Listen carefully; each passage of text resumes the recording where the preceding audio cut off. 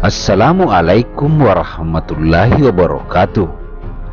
Sosok Jenderal TNI Purnawirawan M. Yusuf lolos dari maut dan membangun masjid megah di akhir hayatnya.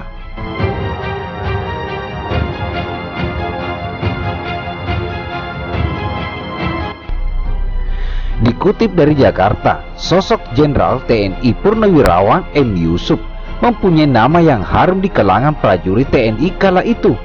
Mantan Pangdam Hasanuddin ini dikenal sebagai Panglima ABRI yang sangat dekat dengan prajurit.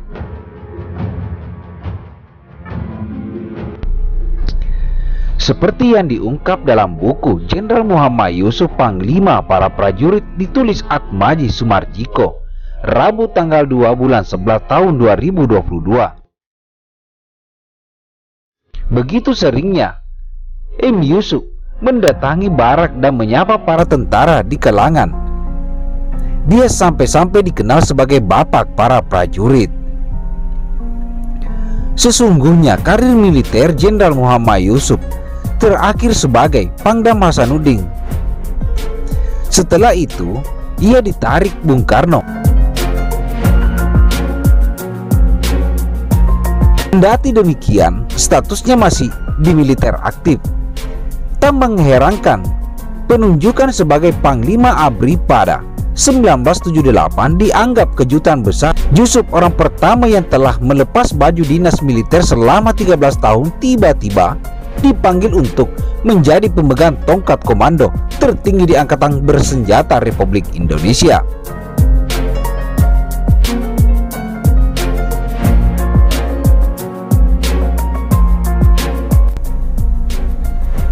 Semasa aktif menjadi tentara, Jenderal Yusuf tercatat pernah memiliki pengalaman dahsyat. Mantan ajudan Kahar Musakar ini lolos dari maut ketika diberondong tembakan anak buah pentolang Separtis Andi Sele dalam pertempuran di Pindrang.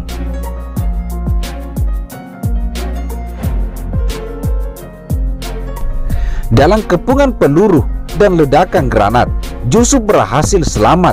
Nahas, pengawalnya gugur tertembus peluru. Selepas pensiun dari Pangap Menhangkap, dia dipercaya Soeharto untuk memimpin BPK. Yusuf tutup usia pada 8 September tahun 2004 di kediamannya di Makassar.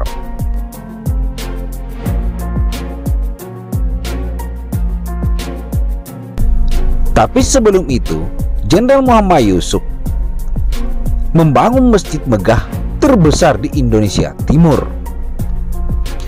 Pembangunan masjid megah menjadi salah satu peninggalan Jenderal Muhammad Yusuf. Keinginannya untuk membangun masjid hingga pembangunan masjid tersebut terwujud berawal dari jejak kakinya di Tanah Suci.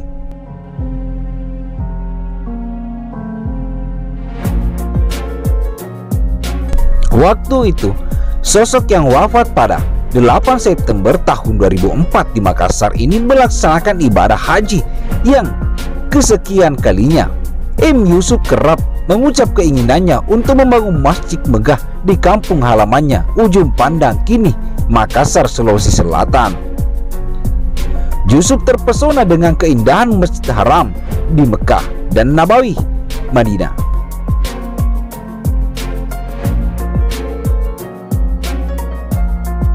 Jenderal Muhammad Yusuf terpesona dengan keindahan Masjidil Haram di Mekah dan Nabawi di Madinah. Selain dua masjid ikon itu, dirinya juga terkesima dengan masjid di tepi Laut Merah Madinah. Rasa takjub itulah yang semakin menguatkan tekadnya untuk membangun masjid.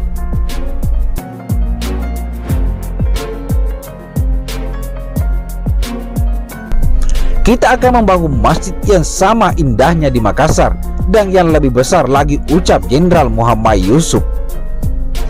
Pembangunan masjid raya di Makassar itu terus diceritakan kepada banyak pihak yang mendapat dukungan luas. Seiring waktu, gagasan itu pun kian mengerucut.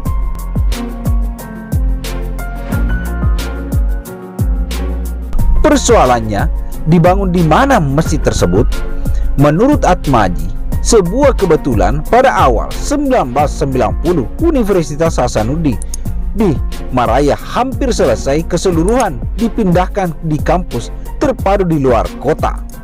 Rektor kala itu, Fahrudin, menawarkan sebagai lokasi calon masjid.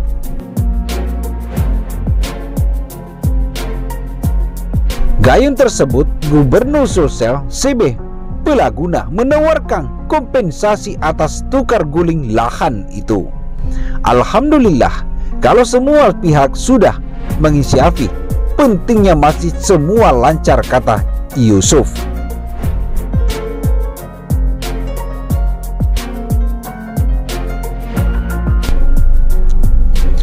Setelah mendapat kepastian lahan itu pada 3 Maret 1994, bertepatan dengan bulan Ramadan, Jenderal Muhammad Yusuf mengundang sejumlah menteri dan tokoh nasional di Wisma Yani Jakarta Pusat untuk mengadakan pertemuan.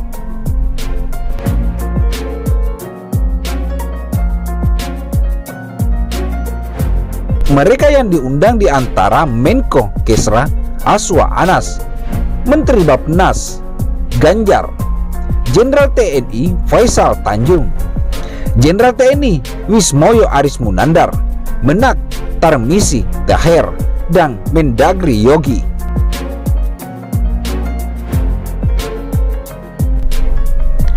Seperti yang diduga, mereka mendukung penuh gagasan Jenderal Muhammad Yusuf membangun masjid megah di Makassar. 2 bulan setelah pertemuan tersebut, tepatnya 8 Mei 1994, pemasangan tiang pertama pembangunan masjid dilakukan atas usulan cendekiawan Muslim Nicholas Masjid. Nama ditentukan di Al-Markas Al-Islami.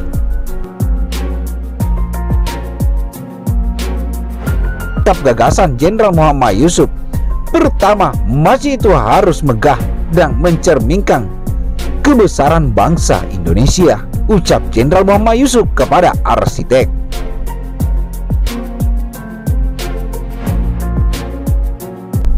Kedua, menonjolkan arsitektur daerah yang merupakan kebanggaan. Dan ketiga, menggunakan bahan-bahan terbaik. Napas dari Masjid Nabawi mengalami pembangunan menara tunggal yang tingginya 90 meter, kata At-Maji.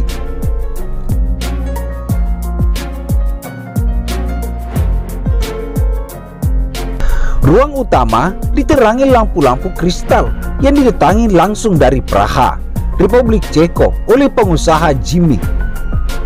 Menurut laman resmi masjid disebut bahwa secara keseluruhan pondasi pembangunan masjid kuat dengan 450 tiang. Sementara itu, di atas mihrab tertulis surat Al-Baqarah 144, maka palingkanlah wajahmu ke arah Masjidil Haram. Dana pembangunan masjid tak main-main, yakni sekitar 12 miliar, setara 500 sampai 600 miliar saat ini. Pembangunan masjid spektakuler ini selesai pada 12 Januari 1996. Subhanallah, alhamdulillah. Selesai berkarir di militer, menghadapi banyak pertempuran sengit, hingga alhamdulillah nyawa Panglima Yusuf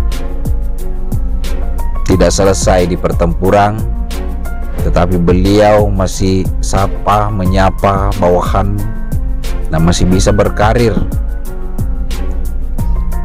menjadi Panglima ABRI. Setelah pensiun jadi Panglima ABRI, menjadi Ketua Badan Pemeriksaan Keuangan Negara. Sebelum menjadi almarhum M. Yusuf, membangun masjid megah di Makassar yang konon katanya masjid terbesar di Indonesia Timur. Alhamdulillah, luar biasa. Mudah-mudahan banyak para TNI, Polri yang termotivasi dan terinspirasi oleh sosok Jenderal Muhammad Yusuf sehingga bisa mengikuti jejak-jejak beliau, bisa menjaga negara ini dengan baik dan menjadi perisai masyarakat. Kami dari pemilik Faktual News 77 mengucapkan Al-Fatihah buat Jenderal Muhammad Yusuf. Mudah-mudahan beliau ditempatkan di sisi Allah Subhanahu wa Ta'ala. Amin ya Rabbal Alamin. Kami dari Faktual News 77 pamit undur diri. Dan tentunya kami memohon dukungan channelnya dengan cara like dan subscribe-nya. Terima kasih kepada teman-teman semua. Sukses dan sehat. Sekian dan terima kasih. Wabillahi taufiq wal hidayah. Wassalamualaikum warahmatullahi wabarakatuh.